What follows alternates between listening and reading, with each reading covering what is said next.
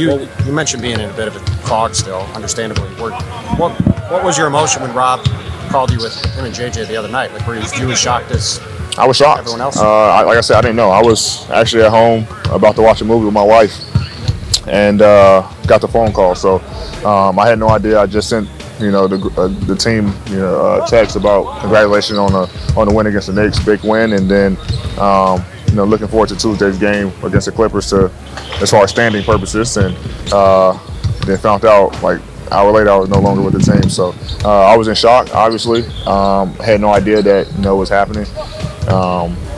But now is I'm kind of over it and just kind of getting ready to play with Dallas. what was that? Okay, that was AD at his very first Dallas Mavericks practice. Something that, of course, Allen Iverson absolutely hated. I only bring up the Iverson comment just simply to say that this Dallas Mavericks team did their practice today on the home of the Philadelphia 76ers. Along with the Philadelphia 76ers and Dallas Mavericks decided to get a trade in as Caleb Martin went to the Dallas Mavericks in exchange for Quentin Grimes. Basically, the Dallas Mavericks got 5 years older in this trade. Welcome to the NBA Rundown. As always, I'm Dave DeBaugh, and hey, listen, if you are new to the channel, please go ahead and subscribe. And if you like the video, then go ahead and like the video. So I wanted to spend a little bit of time with you today talking about the impact that Anthony Davis can actually have on this Dallas Mavericks team. No, we're not going to get into Luka hanging out in Los Angeles with JJ Redick and his introduction press conference. That's a different video for a different day. I really want to talk about, though, Anthony Davis and Max Christie, how they've both been absolute class acts, at least to this point, in how they've dealt with this particular deal. And I have to say, while Charles Barkley over the years has certainly ripped on Anthony Davis a lot, calling him street clothes, ironically, Anthony Davis will indeed be in street clothes tonight in the game in Philadelphia. The Mavs actually expect Anthony Davis to be back in 3 or 4 days. I forget the exact day, but we'll see AD actually play. Now, on paper, when we look at this particular team, you see Anthony Davis, PJ Washington, Daniel Gafford, Kyrie Irving, and then there's a whole slew of other players like Dante Exum just coming back from injury, played in his first game the other night and actually looked pretty good. So Spencer Dinwiddie, Najee Harris.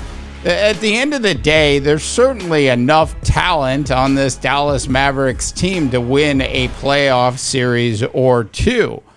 Now, the question always remains when these kinds of trades go down, whether or not these teams will actually work well together.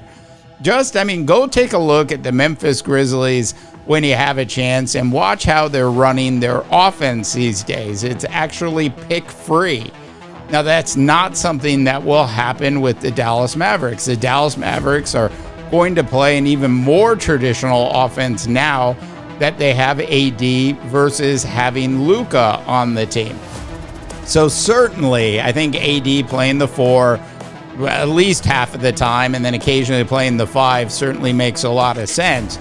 And the Caleb Martin trade that went down a little bit earlier in the day is certainly another piece of what Nico Harrison, the general manager of the Dallas Mavericks, was really talking about when he was talking about defense winning championships.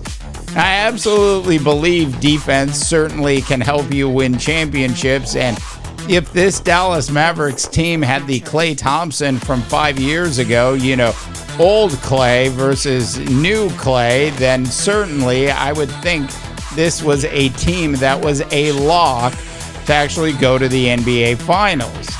From a Nico Harrison perspective, I thought he did an absolutely great job last year at the trading deadline, bringing in PJ Washington and Daniel Gafford. absolutely filled the needs of the team. But if you go back and you watch the footage, it certainly was a Luka-driven drive to the NBA Finals. And as good as Anthony Davis is as a basketball player, there's certainly still a lot of questions in the air about how this team is actually going to perform at the end of the day. Now, if you hear somebody tell you, oh, they're definitely going to the NBA Finals and they're going to win it all this year, those people haven't even seen this team play yet. They are just blowing smoke. And so I want to wait a little while before I start actually blowing some smoke. Now, I can confidently tell you that this team certainly is going to be capable of winning maybe 1 or 2 playoff series, and it wouldn't surprise me if they made it all the way to, at the very least, the Western Conference Finals this year. But is this team actually going to go all the way to the NBA Finals?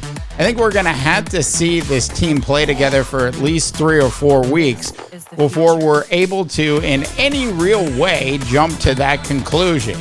I know all of you remember when Kendrick Perkins was talking championship for the Phoenix Suns when they actually traded for Kevin Durant. How has that worked out, Kendrick Perkins? Look, simply to say, I really like Anthony Davis, and I really like what Nico Harrison did, in the very least, in bringing both Max Christie and Max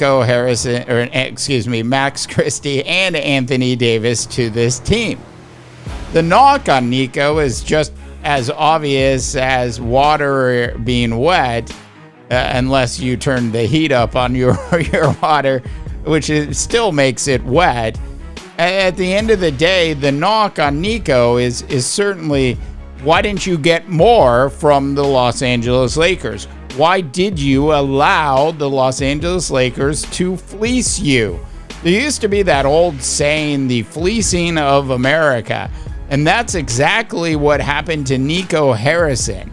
I understand Nico wanted Anthony Davis, and that was his priority. But he certainly could have gotten significantly more from the Los Angeles Lakers than he actually got. Now, there's a lot of people out there who are talking about if he had opened it up to the rest of the NBA, he could have gotten so much more. And that's not the point. Nico Harrison wanted Anthony Davis on this particular team for a reason. So I will trust Nico Harrison with that, specifically based on what we saw him do with the Mavericks last season. But I mean, there's no doubt that the reason the Dallas Mavericks were actually in the NBA Finals last year was because they ended up riding on the coattails somewhat of Kyrie Irving, but definitely the coattails of Luka Doncic.